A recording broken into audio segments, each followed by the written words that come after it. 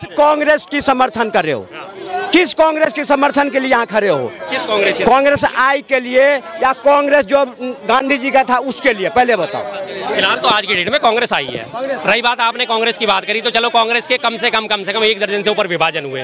कांग्रेस फिर भी वहीं की वहीं है ना, आज तक नहीं हुई ना। कांग्रेस एस भी बनी, कांग्रेस जे भी बनी, कांग्रेस आर भी बनी, कितनी सारी कांग्रेस बनी थी। सारे टूट के कांग्रेस से निकल के गए। एनसीपी भी कांग्रेस से बनी, तृणमूल कांग्रेस भी कांग्रेस से बनी। कांग्रेस तो फिर भी खत्म नहीं हुई साहब। कांग्रेस थी, कांग्रेस है, कांग्रेस रहेगी। कांग्रेस तो बार बार मैं कहता हूँ वो अग्नि पुराण है, वो अग्नि पक्षी है। कांग्रेस जल जाता है, उसकी राख हो जाती है, उस राख से वो दोबारा खड़ा हो जाता है, वो कांग्रेस है।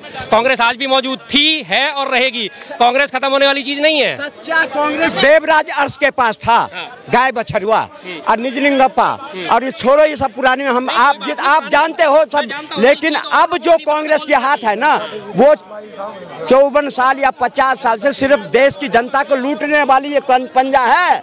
55 साल से देश की जनता को लूटने वाली है, लूट रहे हैं। आजादी मिली। आज तक तो ठीक था, थोड़ा नमक में वो था, लेकिन उसके बाद की जो कांग्रेस है वो कांग्रेस सिर्फ देश को लूटने वाली ये पंजा है, भला करने वाला नहीं है। नंबर 1, नंबर 2 तो आज भी क्या लगता है, कह रहे कांग्रेस पे लूटने का आरोप?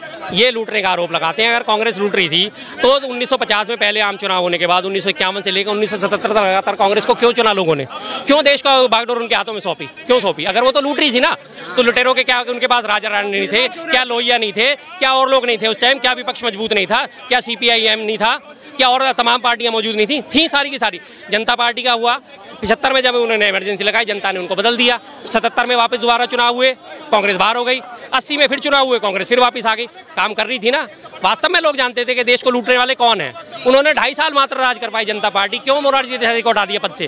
दोबारा 80 में क्यों नहीं चुना? अगर वो अच्छी थी, पार्टी बढ़िया थी। फिर उस जनता पार्टी में टूट हुई 80 में, उस जनता पार्टी को टूट करके फिर ये भाजपा बनी, जो अटल बिहारी वाजपेयी जी ने और साथ में अडवाणी जी ने मिलकर बनाई। 80 से 90 तक इनका कोई नाम लेवा नहीं था। 90 में इन्होंने सोमनाथ से देख रथ यात्रा निकाली, धर्म को बीच में लेके आए, तब इनका थोड़ा थोड़ा ग्राफ बनना शुरू हुआ। उसके बाद 92-93 में फिर चुनाव हुए, फिर कांग्रेस वापस सत्ता में आई।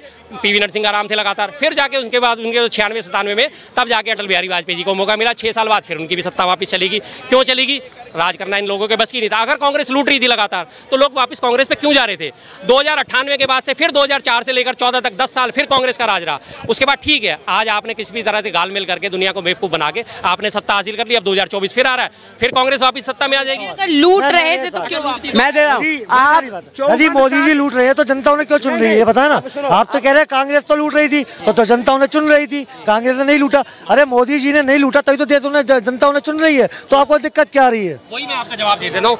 अगर मोदी जी नहीं लूट रहे, ठीक है, इसलिए जनता उन्हें दोबारा चुन रही है ना, तो फिर ये आरोप कैसे लगाते हो कि 55 साल कांग्रेस ने लूटा? 1951 से लेकर 1977 तक 27 साल लगातार कांग्रेस को चुना गया। इसका मतलब वो जनता को नहीं लूट रही थी ना।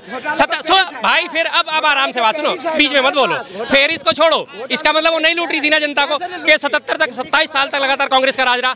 फिर उसके बाद मात्र 2.5 साल जनता पार्टी राज कर पाई। 80 से 84 तक फिर जनता ने वापस कांग्रेस को चुन लिया। अगर कांग्रेस लूट रही थी तो जनता उन्हें क्यों चुन रही थी? 84 से 89 तक फिर कांग्रेस रही। 89 में जब VP सिंह ने सरकार बदली, उसके बाद उनकी सरकार कितने में?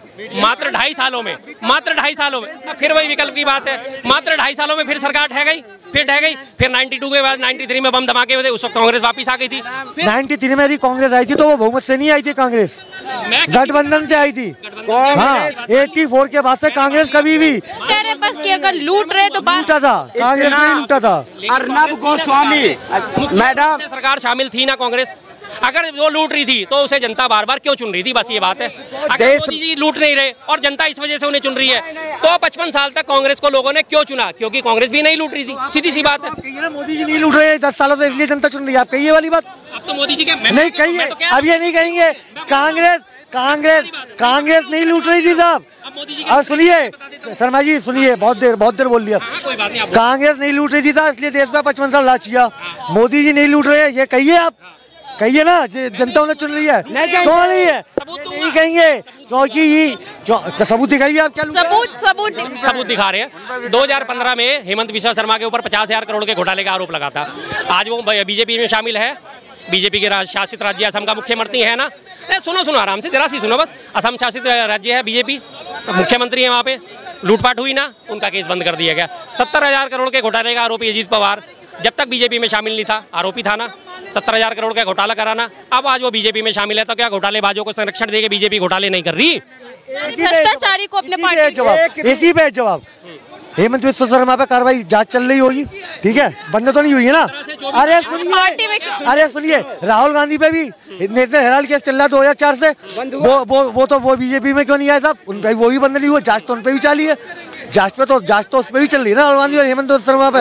अरे राहुल गांधी पे बस जांच चल रही है तो वो ही बीजेपी पे आ जाते, वो क्यों नहीं आए साहब, वो ही पाक साफ हो सकते थे ना। यदि बीजेपी वॉशिंग मशीन है तो राहुल गांधी बीजेपी में आ जाए, पाक साफ हो जाए।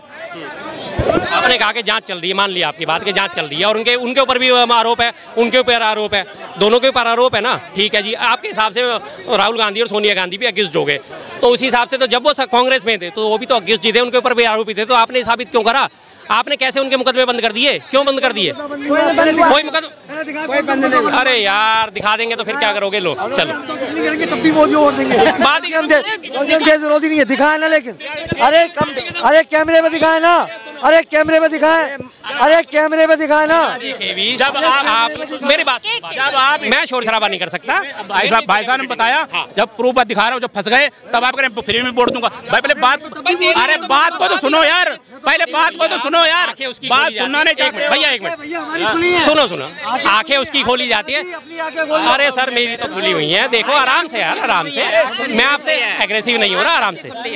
अगर आपने आंखें खोलनी नहीं तो फिर आपको दिया दिखा के, लालटेन दिखा के फायदा है क्या, बात ही खत्म। आपने साफ ही कह दिया, आरोप सिद्ध हो जाते हैं, आप मुझे सबूत दिखा गए तो भी मेरा वोट मोदी को ही जाएगा, तो बात ही खत्म भैया। फिर मैं तुम्हारे आगे लालटेन लेके क्यों घूमूं, मैं उन 4 लोगों के आगे लालटेन लेके घूमूंगा ना जो कहेंगे भाई साहब अगर कुछ गलत हो रहा है तो यार हमें समझा दो, हमें इस बात का समझ में नहीं आ रहा। 20-50 लोग यहाँ पे ऐसे हैं आज की डेट में जिनको समझाया जाता है, वो अगले दिन आके कहते हैं शर्मा जी आपने बात कही थी, सही कही थी, आपकी बात कही थी, सही निकली, हम आपकी बात से सहमत है, तो मैं उन लोगों के लिए अपनी एनर्जी वेस्ट करूंगा, आपके लिए क्यों एनर्जी वेस्ट। आपको तो चांदनी चौक का चुनाव लड़ना चाहिए, आपको तो जनता को जागरूक कर रहे हैं ना, जनता चुनाव लड़िए। अच्छा, क्या लगता है विपक्ष कह रहा है कि पहला चरण जो है भाजपा का फ्लॉप हो गया? हाँ तो अजीब फ्लॉप हो गया, उनके वोटर तो निकल नहीं पा रहे हैं, विपक्ष के वोटर तो ये कह रहे हैं यार आना तो मोदी है, क्यों अपना टाइम वेस्ट करें वोट डाल के, छोड़ यार अपने घर पे बैठेंगे, मोदी तो तब भी आएगा। ये राहुल गांधी भी जानते हैं, ये राहुल गांधी बहुत अच्छे जानते हैं, अखिलेश यादव भी जानते हैं, ये आएगा तो मोदी, कोई नहीं रोक सकता। अच्छा, किन मुद्दों पे है, देश के लिए लाएंगे, सेना देश के लिए लाएंगे, देश के लिए लाएंगे, सेना के लिए लाएंगे, हिंदुत्व धर्म के लिए लाएंगे, राम मंदिर के लिए लाएंगे, और धर्म के लिए मोदी जी बिल्कुल राम मंदिर के लिए भी लाएंगे। 70 सालों में ये तो कहते साहब हमने ताला खुलवाया, अरे ये तो बता दो ताला भी तो तुम नहीं लगवाया था 70 सालों में, और ये कहते साहब राम मंदिर सुप्रीम कोर्ट ने बनाया, अरे 70 साल से सुप्रीम कोर्ट सो रही थी क्या, तो तुम्हारी राजनीतिक इच्छा शक्ति क्यों नहीं चाहिए राम मंदिर बनाने के लिए, कह रहे धर्म के लिए लाएंगे।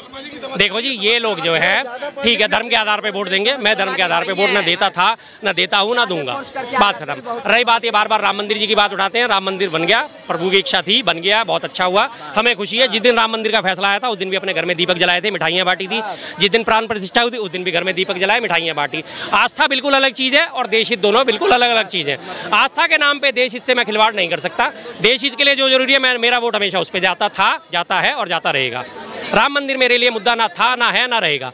ये राम मंदिर की बात करते रहेंगे, इनको करने दो, कोई समस्या नहीं जी, कि किसने खुलवाया किसने नहीं खुलवाया, किसको क्रेडिट देना है किसको नहीं देना, बात खत्म।